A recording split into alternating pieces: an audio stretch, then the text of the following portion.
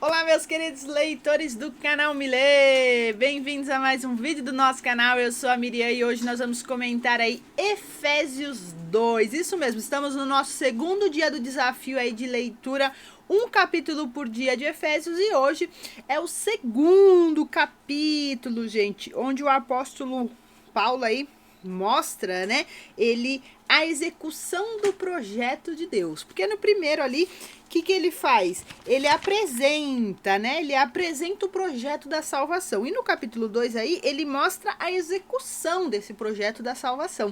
Então, é um capítulo muito interessante que tem verdades aí preciosas que nós temos que levar e guardar no nosso coração. Do versículo, gente, aí, né, do versículo 1 ao 10, que é a nova vida em Cristo, o apóstolo Paulo apresenta aí pra gente 4 verdades interessantíssimas que eu vou estar compartilhando aqui com vocês, né?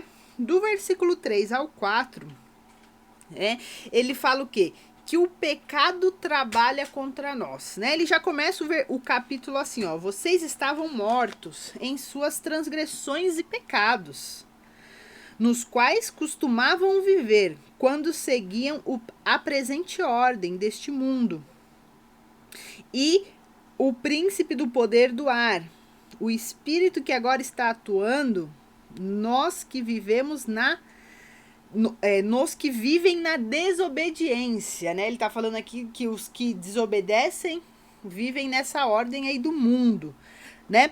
E o que a gente vê aqui? Que o pecado trabalha contra nós. E quais são o meio que ele trabalha contra nós? O diabo trabalha, né? Aí a questão do pecado, a nossa carne e o mundo. Essas são as 3 formas aí que o pecado trabalha contra nós, né? Essas 3 vias de trabalhos, né? Vamos se dizer assim: diabo, mundo e carne. Só que aí, a partir do versículo 4, ele já fala assim, né? Todavia, portanto, porém, né? Todavia, Deus é rico em misericórdia e pelo grande amor com que nos amou, nos deu a vida com Cristo, quando ainda estávamos mortos em transgressões. Pela graça vocês são salvos. Então, isso é algo interessante, né? O que a gente vê aí? A segunda verdade é que Deus trabalha por nós.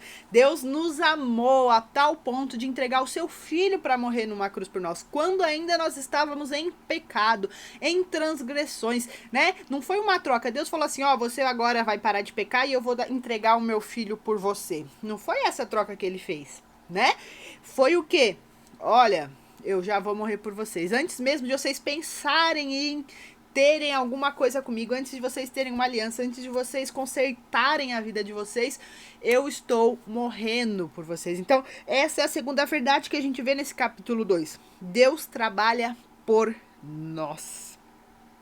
E aí ele continua, né? Até o versículo 9 aí, fala da questão da graça, né? Ó, no 8 fala assim, ó: vocês são salvos pela graça, por meio da fé. E isto não vem de vocês, é dom de Deus. Então, gente, nós somos salvos pela graça, é um dom de Deus, é um presente de Deus para nós. Nós não merecemos, mas ele entregou. No livro de Gálatas, que nós fizemos o desafio passado, o apóstolo Paulo bateu muito nessa tecla, né? Que nós somos salvos pela graça, pela misericórdia, pelo amor do Senhor, né? Nós não fazemos nada que nós fazemos, a gente vai ser merecedor dessa salvação, né? É por amor. Então, ele enfatiza aqui de novo que nós somos salvos mediante a fé em Cristo Jesus. Aí já fica a pergunta e a reflexão: será que você tem posto a sua fé em Cristo Jesus? Ou você acha que no seu merecimento, no seu esforço, você vai conseguir alguma coisa referente à salvação? Não, você não vai, né? Deus já nos ama. Como nós vimos aqui, Deus trabalha por nós, lá a partir do versículo 4. E aí, gente, no 10 nós vemos que Deus, ele trabalha por nós, e no 10 Deus trabalha em nós. Deus trabalha em nós. Fala assim, ó: porque somos criação de Deus, realizada em Cristo Jesus. Então, nós somos criações de Deus realizada em Cristo Jesus. Deus trabalha em nosso coração. É o Espírito Santo que convence do pecado, das coisas erradas que nós estamos fazendo. Por quê? a quarta verdade que a gente vê aqui na continuação do versículo 10. Deus trabalha através de nós. Então Deus trabalha por nós, Deus trabalha em nós e Deus trabalha através de nós. Deus não te salvou, Deus não te libertou, Deus não te restaurou, te curou para você ficar no seu mundinho, na sua vida, na sua não, é para você ser usado através dele, para você poder alcançar outras pessoas, ajudar aí, salvar e curar outras pessoas, porque ele fala assim, ó, porque vou ler desde o começo do versículo 10. Porque somos criações de Deus, realizada em Cristo Jesus, para fazermos boas obras, as quais Deus preparou antes para nós, as quais Deus preparou antes para nós as praticarmos. Deus já tinha preparado antes isso para nós praticarmos. Então, entra aquela questão lá, né? Tem algumas pessoas que acreditam que são salvos pelas obras, mas na verdade, porque nós somos salvos, libertos, restaurados, porque Jesus, Deus trabalhou em nós, é por isso que nós temos que fazer boas obras. E não para ter a salvação, não para ter uma coisa de troca, eu vou ser uma pessoa do bem e eu vou pro céu. Não, você não vai ser, você não vai, né? É até meio, né, assim, até chocante ouvir isso, mas é a verdade, né? Nós não vamos pro céu porque nós somos pessoas boas. Nós vamos pro céu por conta da graça e da misericórdia do Senhor Jesus. Então, se você acha que você vai ser salvo porque você está sendo uma pessoa da paz, do amor, fazendo bem para todo mundo, eu quero te dizer, se você não tem um encontro com Jesus, se você não tem uma aliança com Deus, se você não reconhece que Jesus, né, mediante a fé em Cristo Jesus, que ele morreu na cruz, que ele é o seu Senhor, seu Salvador, se você não acreditar e não ter fé e não entregar a sua vida para Jesus, você pode ser a pessoa mais linda do mundo, a pessoa melhor do mundo, que fez o bem para milhões de pessoas. Se você não tiver isso, você infelizmente não vai para o céu. E é isso que está falando aqui, gente. Então, nós fazemos o bem, né? Para o Senhor trabalhar através da nossa vida, para outras pessoas serem alcançadas. Então, pensa nisso aí. Isso é algo muito sério, que às vezes a gente não leva em conta. E aí, gente, a partir do versículo 11, ele fala aí da nova humanidade em Cristo Jesus. Na verdade, aí, ele fala, né, que ele constrói a igreja. A igreja de Deus é formada por dois povos, os judeus e os gentios.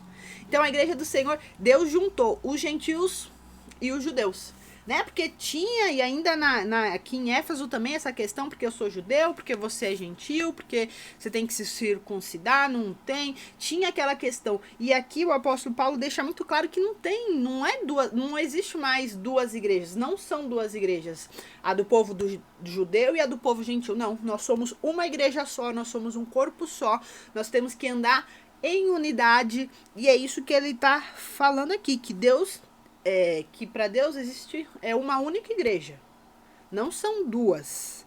Então existe o que? Uma unificação, tanto os judeus como os gentios, eles se transformam porque nós somos um só corpo em Cristo Jesus. Jesus é a cabeça. Então é isso que ele está falando aqui.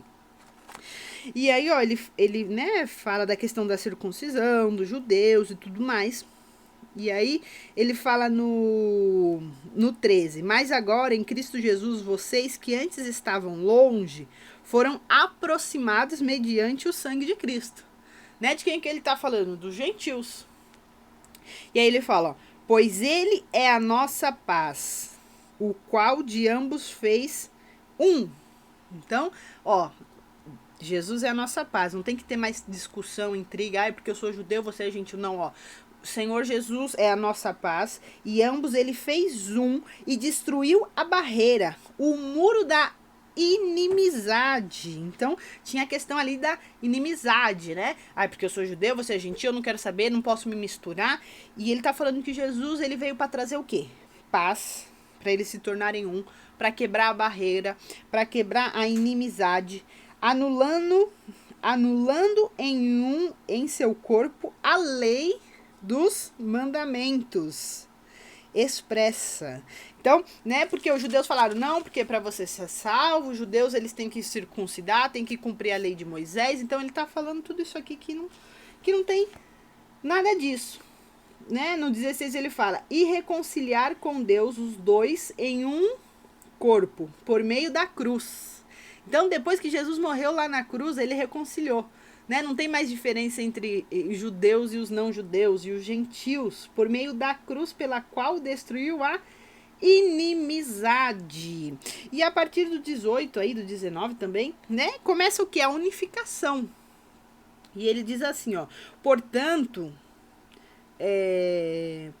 vocês, o 19, portanto vocês já não são estrangeiros nem forasteiros, mas concidadãos dos santos e membros da família de Deus. Ele está falando isso aqui para os gentios, né? Edificados sobre um fundamento dos apóstolos e dos profetas, tendo Jesus Cristo como pedra angular, na qual todo edifício é ajustado e cresce para tornar-se um santuário santo do Senhor. Nele vocês também estão sendo edificados juntos para se tornarem morada de Deus por um só Espírito. Lembra que eu falei lá no vídeo, né? Que uma das palavras-chave é o quê? É a unidade. Então, é isso que o apóstolo Paulo está buscando nessa carta. E nesse capítulo ele fala sobre isso, né? Sobre a união, sobre unificar. Não pode ter divisão. Não tem mais judeu, não judeu. Não, ó, nós somos um só corpo, mediante a cruz. E isso é algo muito lindo e maravilhoso. E ele fala que, ó, vocês não são mais estrangeiros, né? Então, o que ele está fazendo? Ele tá falando, ó, galera, vamos juntar aí. Nós somos um só corpo, certo? Esse foi o nosso capítulo 2 de Efésios. Eu espero que Deus tenha falado com você, porque falou comigo. Então, que você possa aí ser bênção e edificar a vida de outra pessoa. Envie para alguém esse vídeo, fala, vamos fazer esse desafio comigo, vamos ler a Bíblia, vamos conhecer mais da palavra de Deus, porque esse é o objetivo, como vimos no capítulo 1, né, no vídeo ali de ontem, que o quê? Nós temos que conhecer o Senhor em sua plenitude, e isso só vai conseguir fazer isso com leitura, com oração, com leitura da palavra de Deus, com oração. Então, é isso, convide mais alguém, já deixa o seu like, se inscreve aqui nesse canal, tá bom? E é isso, um beijo no seu coração e até amanhã. Tchau!